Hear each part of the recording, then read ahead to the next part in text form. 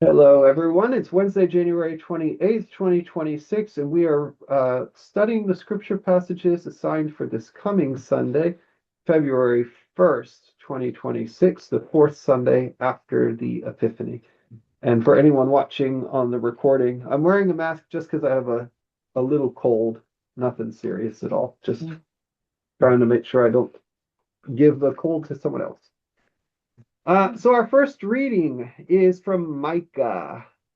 Micah chapter 6, verses 1 through 8. Micah is one of those small but mighty prophets that are always hard to find. As much as I studied scripture, I always struggle finding these smaller books of prophets towards the end, Joel and Amos and Micah, Hosea, Obadiah. There it is. It's after Jonah and before Nahum. Oh, we didn't see you switch. 866. Towards the end of the Old Testament. And I have been tasked with informing you all that the choir is doing an anthem on Sunday that is from this passage. Oh, okay. Happens to be one of our favorites. Helen tasked me with that a couple weeks ago. Hey, You have been told. Thank you for that. That's wonderful. I'm excited about that. Side note, just a pause. Does anyone have any knowledge or experience with our bell tower and the bell? Have you ever you remember it ever not working or anyone ever going up there or any maintenance or They're gonna make it what work? kind of bell it is? Is it not working? Okay, I was just wondering. No, I don't. We do have a bell. We use it every day, but it's very, very quiet. And a professional, and so it's hard to pull, and sometimes it doesn't even ring well. Sometimes it rings okay, and sometimes it rings inconsistently. And someone from a bell company reached out and said, "Hey, we're in the area if you need any work done by Easter." And I thought, well, I don't actually know. We've got this bell that was installed, I think, in the 1980s, but I have not figured out. I think it was Grayson Garden when the bell tower went up, wasn't it? Or no? Possibly. Trying to remember. The only thing I remember about the bell was that it's not a bell that pivots so that it can toll Really? back and forth, that it only can ring. One, that's why when you first. That's why it's, I When mean, you that's, let go, I it- vaguely remember that, yes. Okay. It only hits that one side or something, that it Yeah. doesn't, that's a Swing, different kind of doesn't bell like that swings. Right. At least does that go with what you were feeling when you pull it? I suppose so. Yeah, Although very sometimes sensitive. I do hear a second A little bit, toll, a little bit on the other side. but But it moves, and not the bell itself. Probably the bell itself doesn't move. Are they gonna have the It guy? does. Maybe it's just the clapper. I think so, because I don't think the bell probably moves. Yeah, I know Kind that of, Yeah. it doesn't toll, whatever is supposed to. Yeah. I know when they put the roof on, I wonder if anybody looked at it at that time. Are they gonna? We probably just Are they donated bell. I don't know. I'm in touch with them. I don't know how much it would cost for them to come out and look at it or do maintenance or anything like that, It wouldn't hurt. If that rope's that old, it could be just, Well, They- if unraveling. exactly, if it hasn't been touched or maintained in Yeah. over 40 years, it probably, Probably do. it could work better than it does. I don't know. Yeah, let somebody put eyes on it. Probably needs a little. Oil. lubrication. WD, maybe some WD-40 up in there. TLC. I use it all the time. That's good stuff. Yeah. Okay, well, Okay. I'm asking around to see, I That's the haven't only found thing I any remember. documentation, I haven't Yeah. found any photos, it's barely mentioned at all in the history books. Right, right. And I think, I mean, St. Peter's had a bell, earlier than 1980s. And I think even at its original location, I've seen pictures where there was a bell tower there. But It's not accessible from inside, huh?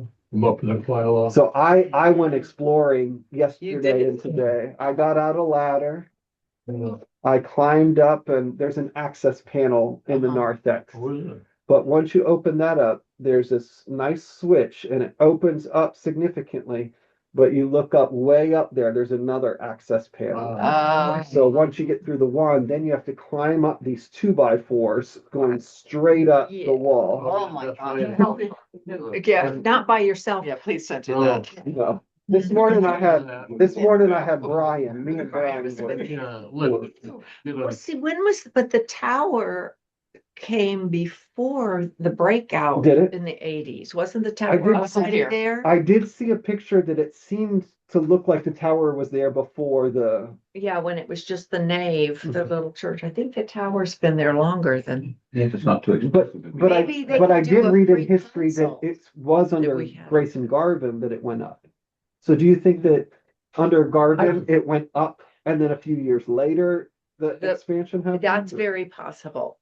Because, In which case it because may I think be, the front area he kind of reworked. in which case it may be closer to 60 years, that it's been up there. Okay, Oh, I'm just trying to wow. find historical knowledge and I didn't want it to go out of my head. So we're in Micah 6. I don't know if they had, I don't think they had church bells back in Micah's day. don't know. I'm sure they had some kind of bells. Micah 6, 1-8. Would someone like to read that for us? Micah 6, 1-8. I'll read it. Thank you, Patty. With what shall I come before the Lord and bow myself before God on high?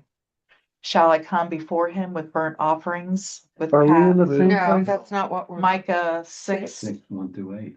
Yes. I thought you said 6-8. I'm sorry. What? It's one. Micah chapter 6. Chapter Oh. Verses 1 1-8. I'm sorry. I thought you said 6-8. I That's what I apologize. thought he said. Okay. Yeah. I'll try again. Hear what the Lord says. Rise, plead your case before the mountains, and let the hills hear your voice. Hear, you mountains, the controversy of the Lord, and your enduring foundations of the earth. For the Lord has a controversy with his people, and he will contend with Israel. O my people, what have I done to you? In what have I wearied you? Answer me.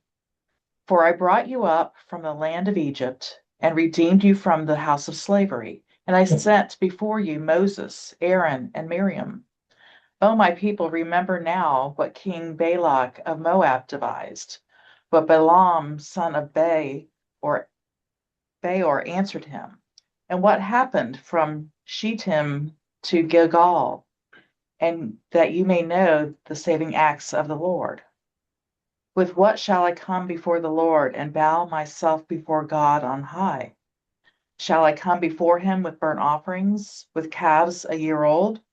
Will the Lord be pleased with thousands of rams, with 10,000s of rivers of oil?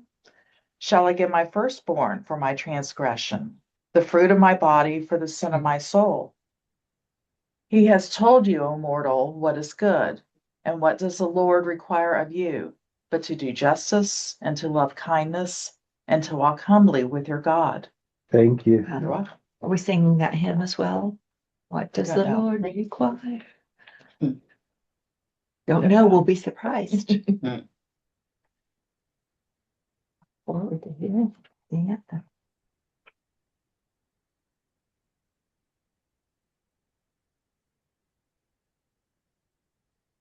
What are your thoughts, reflections, questions?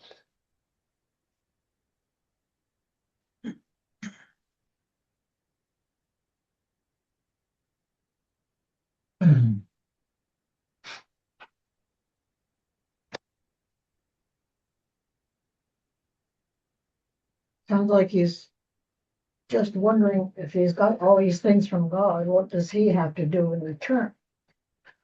The last verse pretty much fulfills that. Yeah. It's kind of confusing to me. It was confusing for us for about 2 hours. You spent time looking at before this and Last night, yeah. and what kind of conclusions did you come to then, or thoughts? Yeah. Like in general, what we had. Well, that's pretty much it. I mean, Yeah. with everything we've gotten from God. Yeah. We need to act justly, love mercy, and to walk humbly with your God. Yeah. The challenge of these first verses, though, Yeah. that was harder for me to understand. Plead your case. But then it says plead your case, but then at the end of verse 2 it says, for the Lord has a case against his people and he will contend with Israel. That's the So line I want to know what that means. what have I done to you? To me, that's like stop and look around. Maybe it's that my case is you're not paying attention to the gifts and what I provided. Is that a fair way of looking at that? I think that question is, what have I done to irritate you? Or Oh, what have I done to irritate you? I don't know. Okay. How in what have I wearied you? That would, okay, rather than what have I done for you, it's like, what did, You're not, you're not behaving. yeah. Mhm. Yeah. Well, I think this is another example of the Old Testament of how God is in trouble with his people. He says, my people, and meaning it's very clear that from what I read here, that these Israel, the Israelites are God's chosen people. He's making that very clear. And now he's upset because he brought them out of Egypt. They're leaving from being in slavery. They're going through Moab, and suddenly the king there is upset because he thinks that they're going to camp out there and he doesn't want the Israelites there, right? Is that true? And they're looking, that's not what's happening in this moment. They're No, remembering but that this is- happening. But isn't this the one where we talk about Balaam and the donkey? It references it. Uh-huh. Because God is obviously upset with them because Yeah. he's done so much for them and they're still not worshiping him all the time. And there's all this controversy going on and sin. And they're just not, he's not happy with what's going on, the way I see it. Yeah. And so the king of Moab at that time was, what was his name? Balak. Ahab? Balak. Balak. Yeah, and he gets Balaam, who's some sort of a minor prophet of some sort, and wants him to go to bat for him. And so Balaam doesn't do what God has asked him to do, and the donkey is the one that is confronted by the angel who comes down, and the donkey understands what's going on, and Balaam doesn't. You're kidding. The animal understands? Yes, and so the donkey sees the angel, and he hears the spoken word, and Balaam doesn't. And then later in the story, God does reveal himself to Balaam, and he does do what he's is told to do, and he listens to what God has to say. And so basically, God is upset because of what he's done for them, and they're not showing any appreciation for bringing him out of Egypt, because they're on their way back to the promised land, and they have to go through Moab, as I understand it, and they're encamping there, and the king of that period doesn't like that. He doesn't want them, Right, he doesn't. and because he's Like they're just transient. They're not permanently right, but staying. for some reason He thinks he's afraid. he thinks they want to take over or something, and so he's Yeah, worried. So that story is in the book of Numbers. right. And here, so verse 5 is the question we're talking Right. with right now. Oh, my people, remember now what King Balak of Moab devised, what Balaam son of Beor answered him, and what happened with Shittim to Gilgal, that you may know the saving acts of the Lord.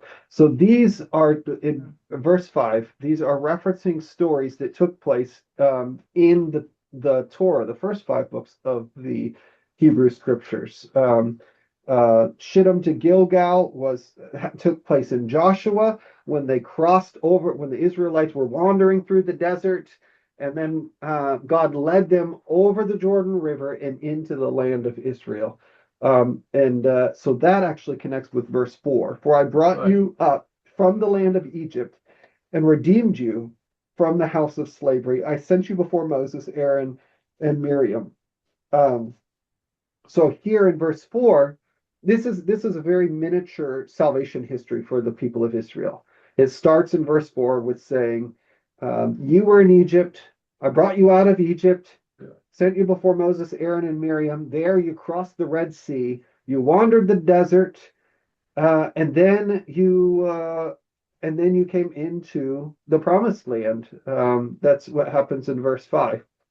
And so here, this is really saying, we entered into covenant with one another, and I have always been there for you, and you're not keeping your part of the covenant. So the prophets often talk about covenant almost like a marriage, right? And in other places, specifically like a marriage, that God is married to God's people, and to be in a marriage, you have to be faithful to one another, right? It's not like an exchange of like a bargaining trip in business. It's not like, okay, you do that and I'll do this, and that, instead it's a relationship that's built on mutuality and love and faithfulness.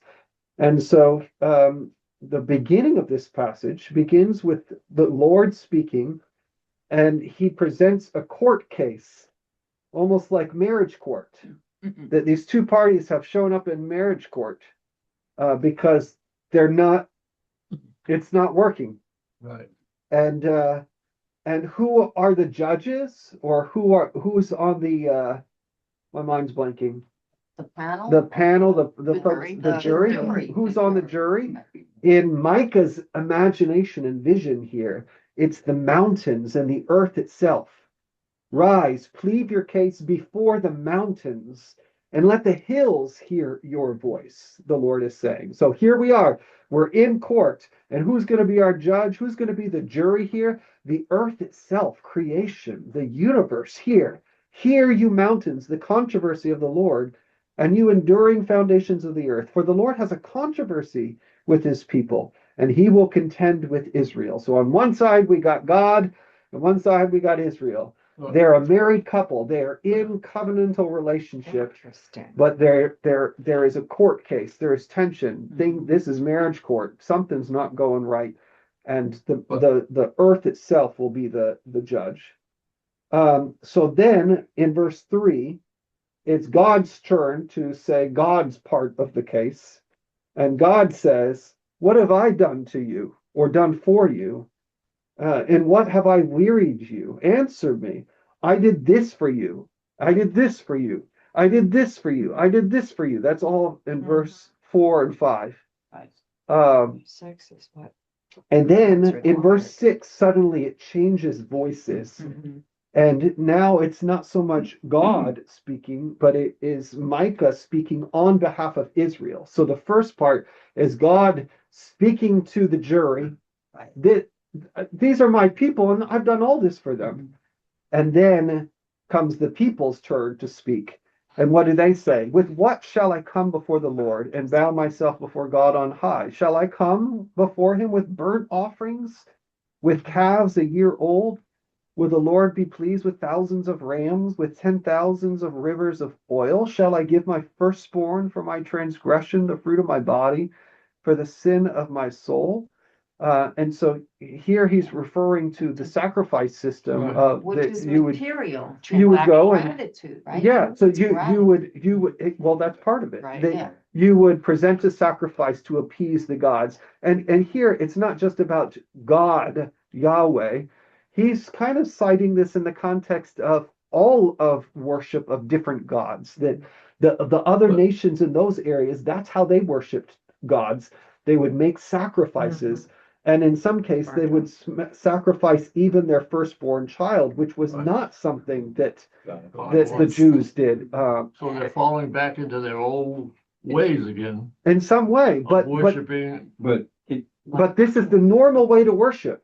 And he's saying, shall I do all of that? I mean, that's what you want, right? I mean, that's how people worship. That's what is really the way we worship in these days.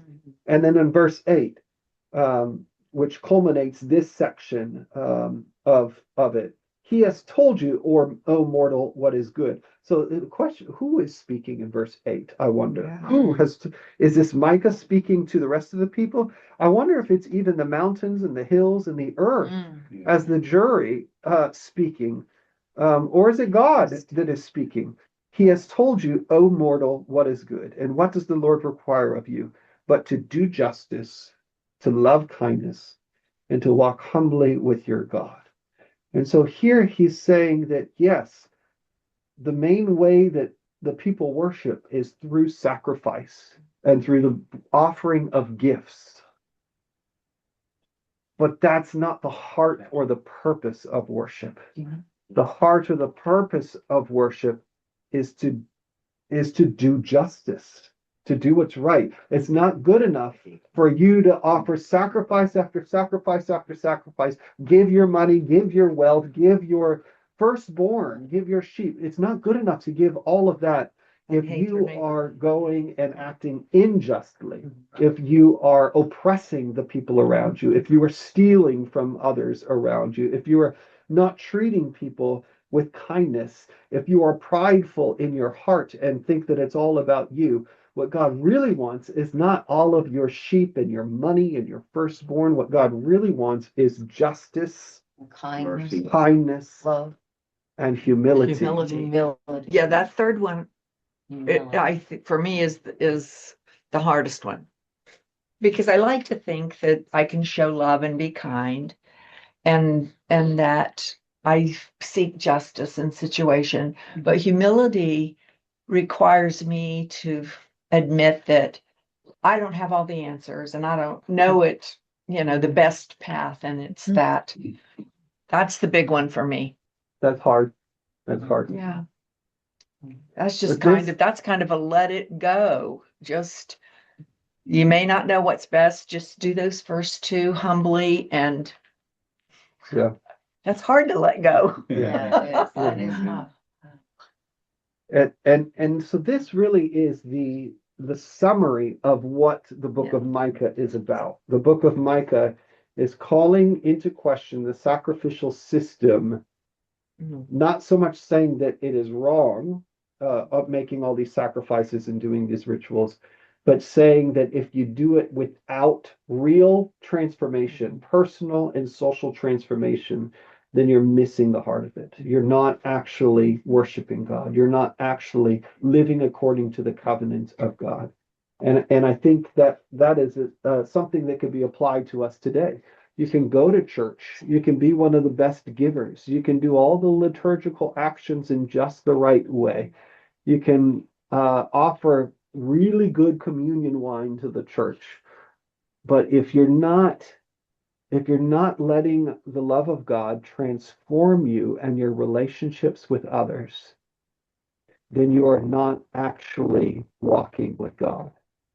You're going through the motions rather than actually walking with God, actually being in relationship with God. So then in verse 9, it goes back to God speaking. The voice of the Lord cries to the city. Hear, O tribe and assembly of the city. Can I forget the treasures of wickedness in the house of the wicked and the scant measure that is accursed? So the pattern here is the back and forth court scene that is taking place between this couple in covenantal relationship, God and God's people, Israel. It's almost like God is like, I've done all this for you, and what have you done for me? And the people are like, well, I'm making all the sacrifices, but that's not good enough. And God says, no, that's not good enough. Can you imagine being in a marriage and you say, well, I work and provide money for the house, and I do chores, and isn't that good enough for you? No, that's important, but that's just part of it. What I want is heart-to-heart relationship. What I want is real compassion and empathy for one another. And that's what's missing. You're going through the motions without actually allowing it to transform your heart. And and your actions. So does Micah get the Israel people to understand that message? Do they understand that? I don't know. I don't know. We'd have to read the rest of the book, which is not long. Which is not long. There's only, I mean, we're in chapter 6 and there's only 7 chapters. Yeah. But you know, this is part of the ongoing stories from the prophets. Right. Rosemary, did you have something? Yeah, I'm reading from a book. Ah, Yeah, and it says, Saint Bernard of Clairvaux said, no spiritual house can stand for a moment except on the foundation of humility. It is the first condition of a joyful life within any community. Wow. humility. But I like being in control. I know, I'm thinking I'm in control, yes. Thank you, Patty, you're right. That is huge. And so this is a common theme for the prophets, and in particular, a few different prophets, some of the minor prophets, Micah, Amos is another one, that they really focus on justice as being the heart of what it is. Now, keep in mind that the word justice, in our ear, justice sounds like social justice, like justice out in the world, like it Where they being, get punished being for against- wrongdoing. well, Right. there's justice in the That kind of sense of someone being punished or receiving the consequences of oppression. You know, if someone that has murdered someone, justice is that they themselves get the punishment for murdering someone, right? And then we also talk about justice in terms of ending oppression and speaking out for the marginalized and for the poor, and that's social justice, and civil rights, that kind of thing. The word in the scriptural context is really the same word as righteousness. Justice and righteousness are the same. And in our context, we tend to think of righteousness as like personal holiness. You know, I'm living all my personal life, well and according to the scriptures, and justice is more outward. You know, it's righteousness in a social context, but in the Hebrew tradition and in the scriptures, that these words are really interconnected, and they're referring to the same thing. There is no difference between personal holiness and outward and social justice. There's no difference between personal holiness and social justice. And that's part of what Micah's getting at here as well. And part of what Jesus then takes up that tradition. So we're going to get to the gospel reading, and remember, these Old Testament passages are selected by the lectionary writers to support and enhance and mirror the stories of the gospels. And so when we get to the gospel reading, we'll see how this does resonate with the message that Jesus is teaching, which is also, you know, it's not about the letter of the law, it's about the heart of the law and the law's ability, our relationship with God's ability to transform us. It's interesting, and I don't know about globally what their legal systems are like, but that we use lady justice. We make that a female role, and it's on my mind because last week I witnessed the investiture of my sister, and she gets a statue. And so there's Lady Justice with a blindfold, you know, and the balance, the scales. And I have to look it up, but the foot of justice is she's standing on a serpent, on a snake. And I'm like, okay, what does that mean? Yeah. And I haven't looked it up yet, but it is Wow. interesting that when you say that's a different kind of definition of justice. Right. It's related though. It's related, yeah. And that comes out of the Western world, which is I think it's cool. very that much it's a woman. Christianity. You know, it makes me Yeah. think of Yeah. wait That's till, different. you know, so often in families, we grew up hearing, wait till dad gets home. He's going to be the hammer of justice. Right. And yet Right. throughout the day. Often it's mom who really handles most of it. I don't know. My It's family. different in every family. Yeah. I've got to go now. Okay, good to see you. Bye. Good to see you, Rosemary. Bye now. Well, shall we move to our second reading then? You need this. We're going to 1 Corinthians chapter 1, verses 18 through 31. 1 Corinthians. That's we had it last week as well. 1 Corinthians, Matthew, Mark, Luke, John, Acts, Romans, 1 Corinthians.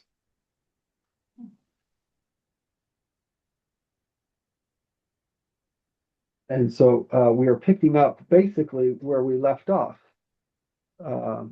last week. So in this season, we are getting our epistle readings sequentially, that we're getting a little more of and spending more time in 1 Corinthians. So last time, remember, But it's. was this whole New Testament not separately, so it's another set of numbers. last time was this whole question of let there be no divisions among you.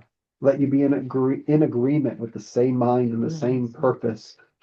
Because some of you are saying, I belong to Paul, I belong to Apollos, I belong to Cephas. But don't you all belong to Christ? That's what we read last week. 166, well, it's in the back. So would someone like to read New Testament. chapter 1, verses 18 through 31? You said 18 through 31? Yep, that's 18 through the end of the chapter. Yeah, I'll do it. For the message of the cross is foolishness to those who are perishing, but to us who are being saved, it is the power of God. For it is written, I will destroy the wisdom of the wise, the intelligence of the intelligent I will frustrate. Where is the wise person? Where is the teacher of the law? Where is the philosopher of this age? Has not God made foolish the wisdom of the world? For since in the wisdom of God, the world through his wisdom did not know him, God was pleased through the foolishness of what was preached to save those who believe. Jews demand signs and Greeks look for wisdom. But we preach Christ crucified, a stumbling block to Jews and foolishness to Gentiles. But to those whom God has called, both Jews and Greeks, Christ, the power of God and the wisdom of God. For the foolishness of God is wiser than human wisdom, and the weakness of God is stronger than human strength. Brothers and sisters, think of what you were when you were called. Not many of you were wise by human standards. Not many were influential. Not many were of noble birth. But God chose the foolish things of the world to shame the wise. God chose the weak things of the world to shame the strong. God chose the lowly things of this world and the despised things and the things that are not to nullify the things that are, so that no one may boast before him. It is because of him that you are in Christ Jesus, who has become for us wisdom from God, that is our righteousness, holiness, and redemption. Therefore, as it is written, let the one who boasts boast in the Lord. Thank you. That's a lot, isn't it? We took that. All right.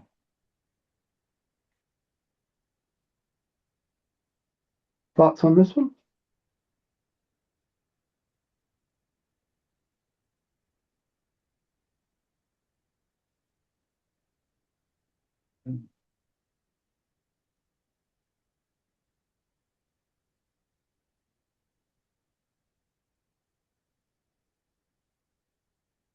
What is Paul saying here?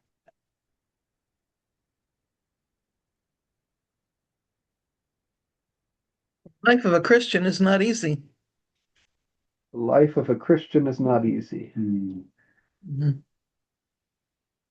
And that God didn't choose the most revered members of society to be his followers. He chose very simple people that the world did not really acknowledge or think much of. Yeah. Yeah. They were low and despised in the world.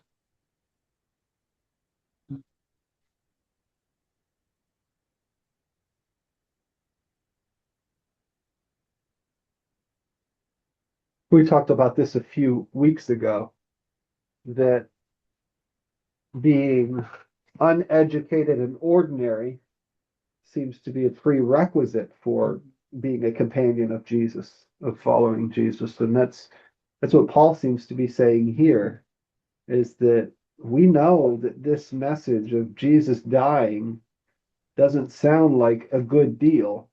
Like, the stories of the people you want to follow are the ones that are great warriors and victors over, have fought great battles and no one could destroy them, or at least someone who is profoundly wise and can transcend death, and someone that dies like Socrates did, with the welcome death. I'm he welcomed it in a very dignified and philosophical, wise way. That Socrates and Plato really talked about death not as an enemy, but as the freeing of the soul. And so the Greeks have this idea of wisdom where you can at least transcend death and see death as freedom. Um, and and here uh, and here Paul is proclaiming this message. Yeah, we follow a guy that was caught by the Roman Empire and accused by the Jewish leaders and killed on a cross. Why would anyone want to do that? That sounds like foolishness.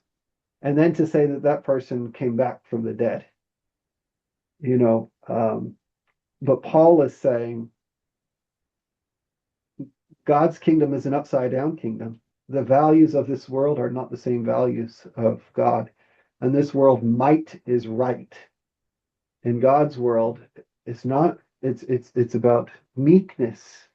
It's about humility. It's about those who are lowly. Um, in some ways, we talk about God doesn't play favorites, but all throughout the scripture, God does play favorites. And God's favorites are those that are poor, those that are hurting, those that are forgotten, those that are humble and vulnerable. Those are the ones that God chooses over and over again to live out God's mission and ministry in the world. And it's not really the powerful, the rich and powerful that God chooses or tends to work through the most, because they don't have much room for God to work in their lives. They're so full of their own answers, they're dependent upon their own self. They prize, and I think this is true in our American context as well. We very much prize independence. Mm-hmm. Independence is one of the most important things in our American life. And I want to do it myself. I want to pull myself up by my own bootstraps, right? I don't need anybody. I can do it. The self-made man. I can do it all. Mm-hmm. And here, Paul is preaching this gospel that says, no, that's not the gospel. The gospel is that your own weakness, your own vulnerability, your own dependence upon God and upon one another. And that's where God does God's best work. So it culminates here in this passage in verse 31. If you're going to boast, if you're going to be proud of something, boast in God, boast in the Lord. Be proud of what God has done, because anything that you think you've accomplished is nothing compared to the work of God that can work within us. Verse 28, God shows what is low and despised in the world, things that are not, to reduce to nothing things that are. That's powerful.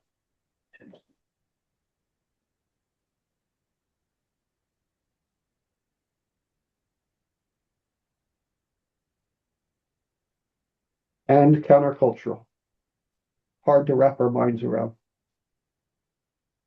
I might preach on this on Sunday, I'm not sure, but the gospel names it as well. This is not the way we think. No, we are, and then someone gave me a book many, many years ago called Resident Aliens. Ah, Because we are resident aliens. Yeah. And it seems to me, particularly recently, that we should choose the Spirit because Jesus gave us the Spirit. He left, but he said, I will, the Spirit will come and help you out. But we don't ask him. well, Mhm. yeah.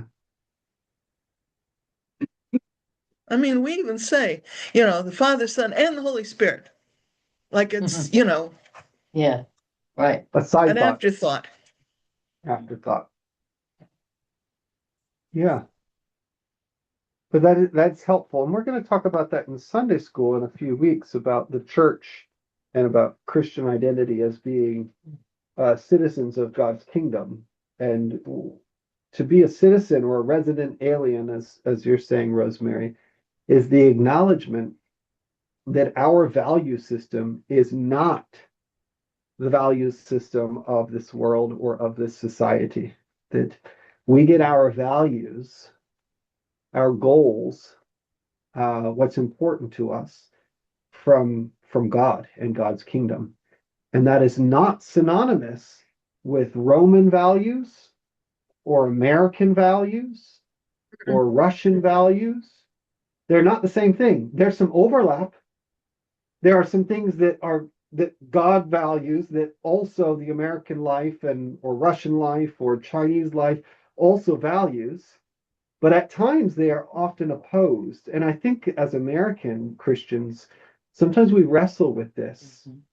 Our American identity is sometimes, not always, but sometimes at odds with our Christian identity.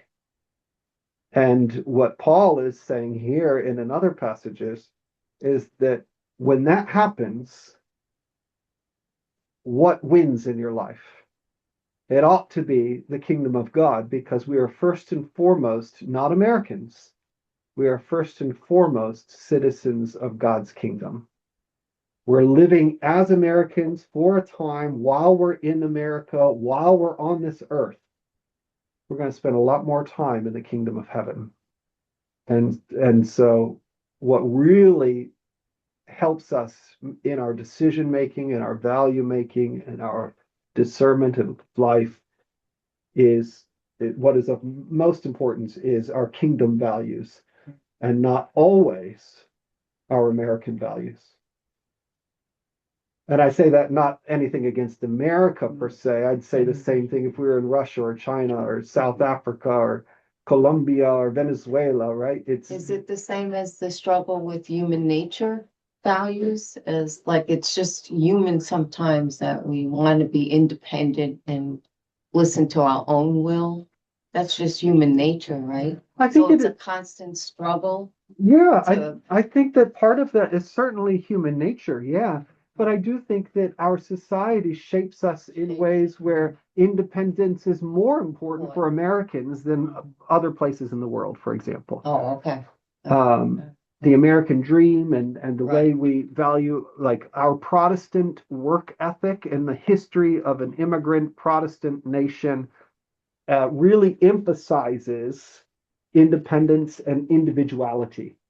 And so that's not just human nature. That's our national Yeah. life. That's Right, our right. society, as Our opposed to society, other right. societies that emphasize slightly different things. They might also value independence, but Yeah. in slightly different ways.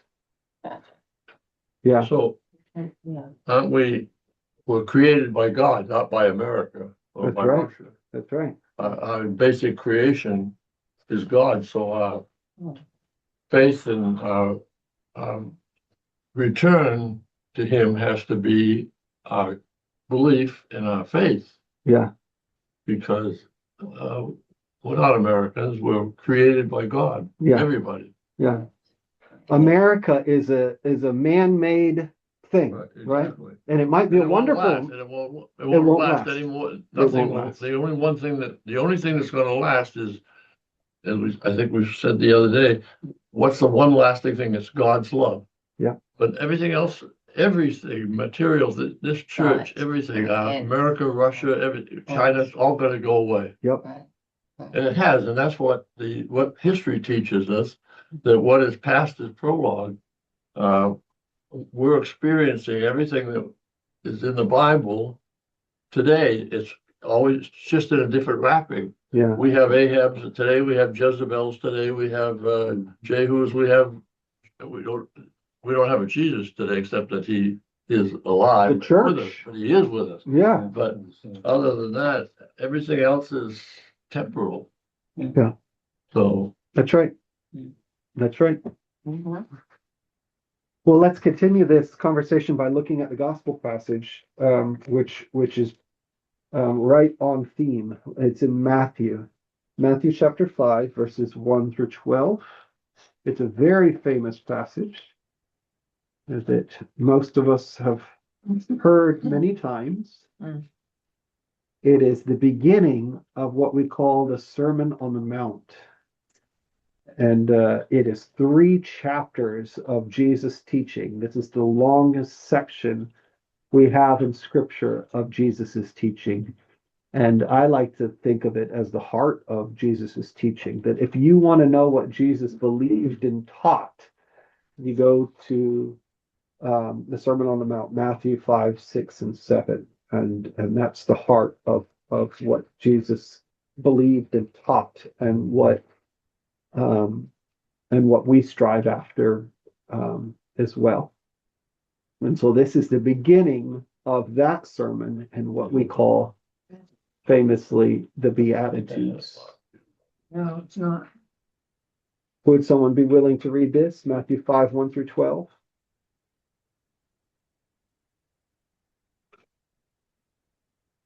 I'll read it. Thank you, Dick. When he saw the crowds, he went up to the mountain, and after he had sat down, his disciples came to him. He began to teach them, saying, Blessed are the poor in spirit, for theirs is the kingdom of heaven. Blessed are they who mourn, for they will be comforted. Blessed are the meek, for they will inherit the land. Blessed are they who hunger and thirst for righteousness, for they will be satisfied. Blessed are the merciful, for they will be shown mercy. Blessed are the clean of heart, for they will see God. Blessed are the peacemakers, for they will be called children of God. Blessed are they who are persecuted for the sake of righteousness, for theirs is the kingdom of heaven. Blessed are you when they insult you and persecute you and utter every kind of evil against you because of me. Rejoice and be glad, for your reward will be great in heaven. Thus they persecuted the prophets who were before you. Thank you. Sound familiar? Just summed up what we were talking about. It does, doesn't it? It does. Yeah. Sure did. Yeah. Rules for life. Yeah. I guess. And look who it's addressing. That we talked about. What do you mean? As far as the poor in spirit, Oh, the yeah. hunger, Me, the right, thirsty. me. And it also shows that when you do things like when you're merciful, you'll receive mercy. Yeah. Yeah. Or verse 6, blessed are those who hunger and thirst for righteousness, for they will be filled. Remember that word righteousness can be the same as justice. So blessed are those who hunger and thirst for justice, for they will be filled. Blessed are the peacemakers, for they will be called children of God. That in line with our collect, may there be peace in our time.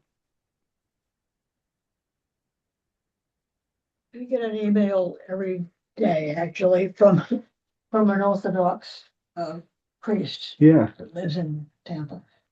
And this week's was titled The Greatest Sermon. Um, Oh, wow. Mhm. Yeah. Where did that take place again, that sermon? Well, was that in Israel, or where was that? yep, Jesus taught it early in his ministry. And I think that this is still in Galilee, which is northern Israel. No.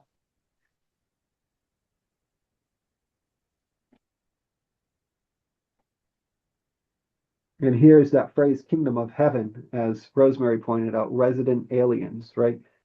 Um,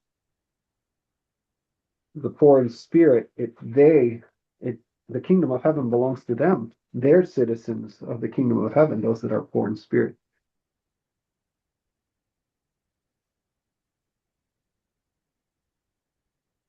Those who mourn, those who have Will need. inherit the earth. Most of the things you're going to get from here are not, may not happen right today. Yeah, That's the Right. thing. no, you won't see the fruit or the promise right away necessarily. Oh. But this is an example of what I mean when I say all throughout scripture, it does seem like God has favorites. And here's a whole list of God listing God's favorites. That Yeah. those that are really blessed are the poor in spirit. Those who are really blessed are those who mourn. Now, this is a parallel in the Gospel of Luke. There's another sermon called the Sermon on the Plain. And here we say this is the Sermon on the Mount because in verse 1 of chapter 5, it says, he went up the mountain.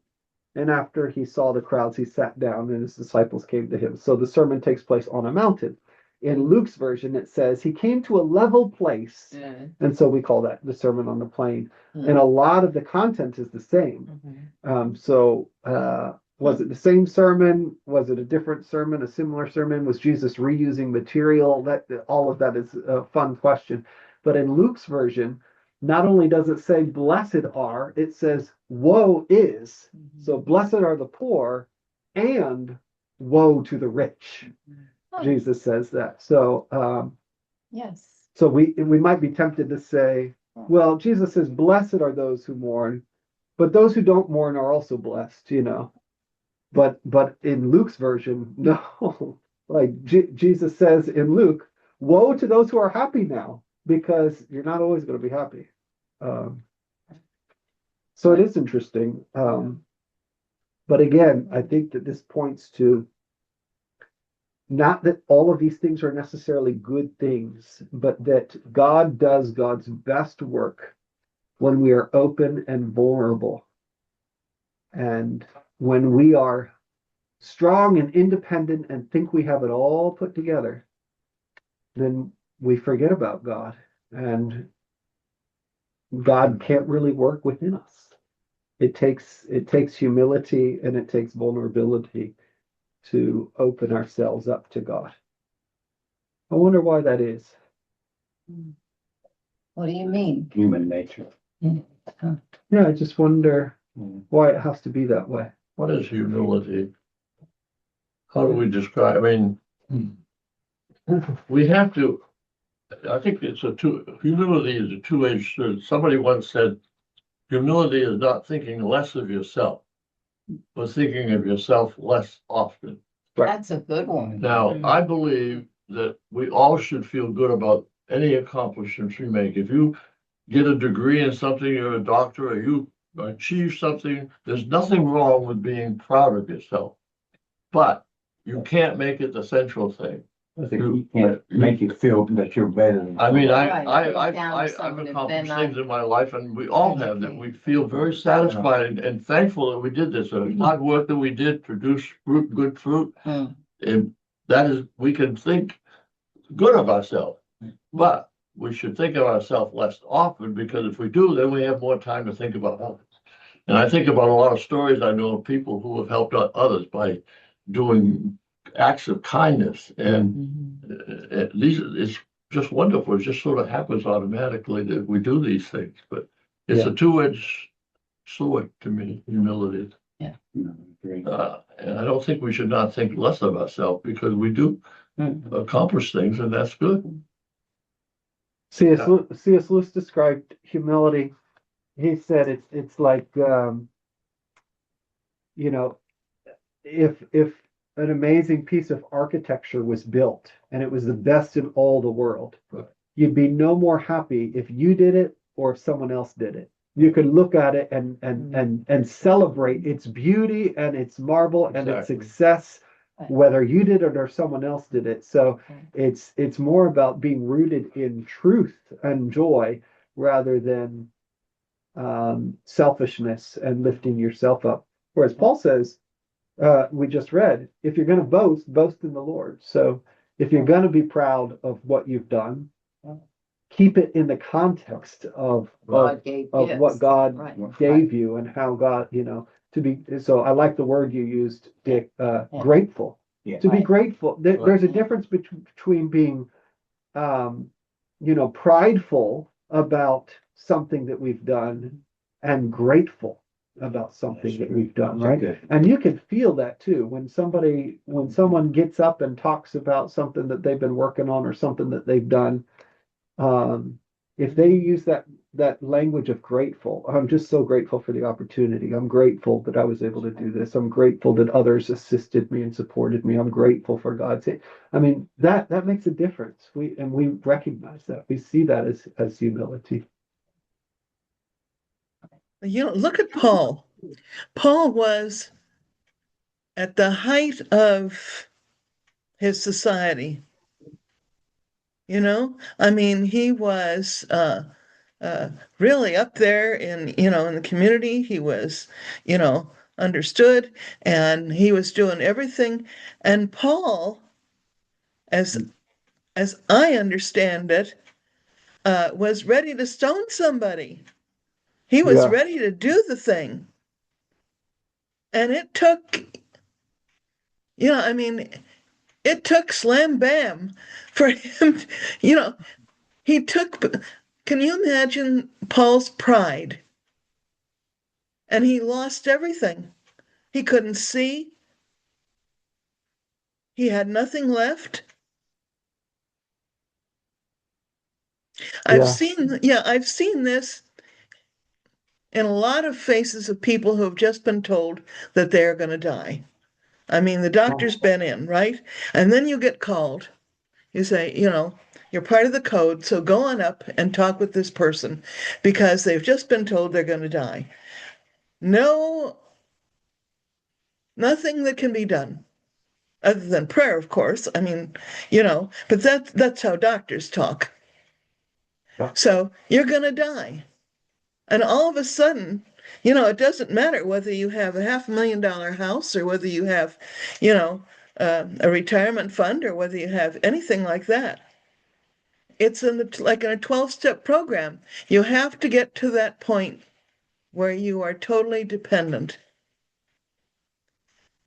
I really get worried when I see people who seem to believe that you can serve two masters. I've seen it so often, and now we're seeing it all the time. Is it worth it to give up every single thing for that power? Is that really worth it? Yep. Wow. I think Paul felt very good of himself when he said, I fought the good fight, I kept the faith, and I ran the race. That means he's very happy with himself that he did that. He nothing wrong with that. Yeah. And And we used to call it in hospice, we used to call it a good death. You could Good tell. death.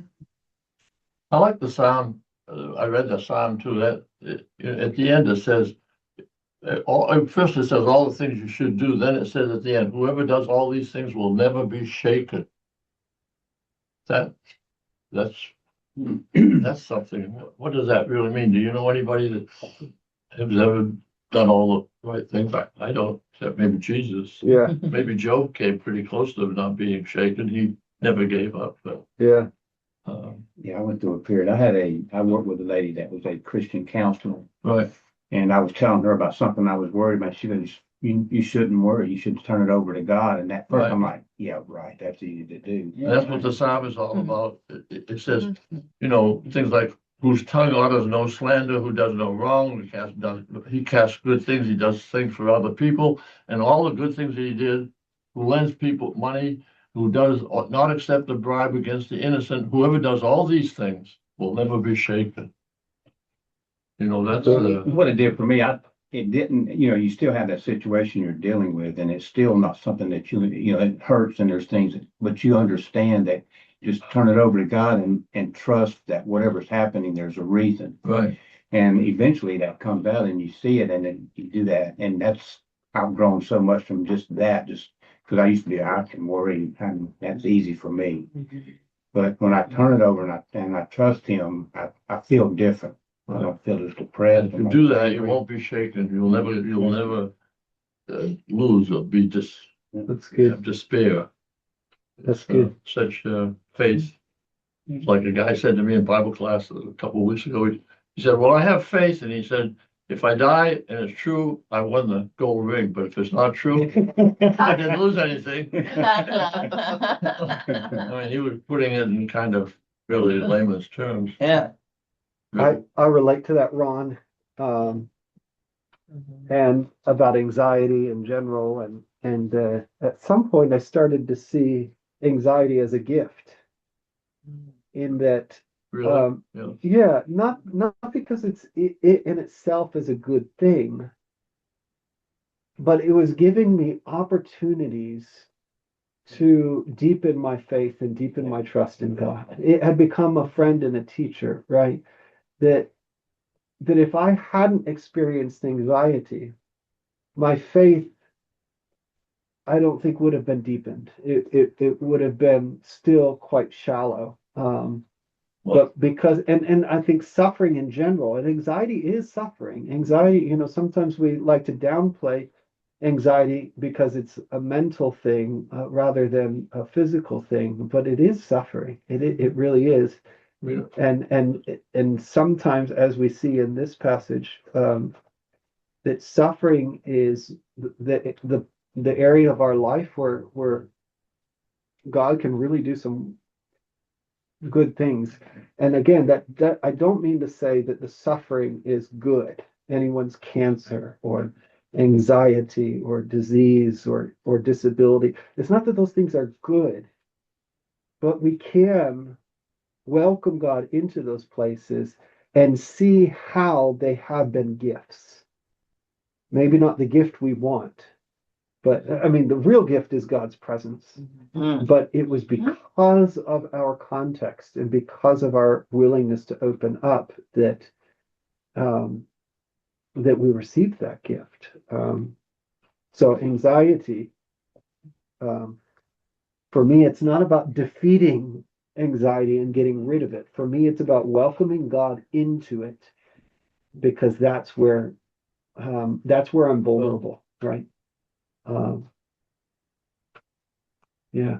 That's what Jesus said on the cross, thy will be done. I mean, he questioned everything. Why is this happening to me? And he, take this from me and all that. But finally, he just said, God's will be done. Yeah. And that gave him the peace that he needed. Yeah. And I think that if we can do that in our deepest needs and our deepest time, then that's important. If we can just say, thy will be done. Well, it's 11:50, so we'll Yeah. wrap up, and thank you all for being here, and I look forward to praying together on Sunday as we hear these words again. Yeah. Thank you. Thank you, Rosemary. All right, but you Careful. Oh, I forgot. Thank you. Yeah, Thank you. make sure, I mean, it's not so cold here, but, wear appropriate clothing. Oh, yeah. Yeah, it's gonna be cold for a while. too. Yeah, I guess it is. It's unusual. Into next week. Well, I grew up in Chicago. Oh, yeah, it can get pretty Sorry, it cold. wasn't below zero in Maine, so I'm Mhm. glad we hear that. Yeah, Later. take care, folks. God bless. Bye.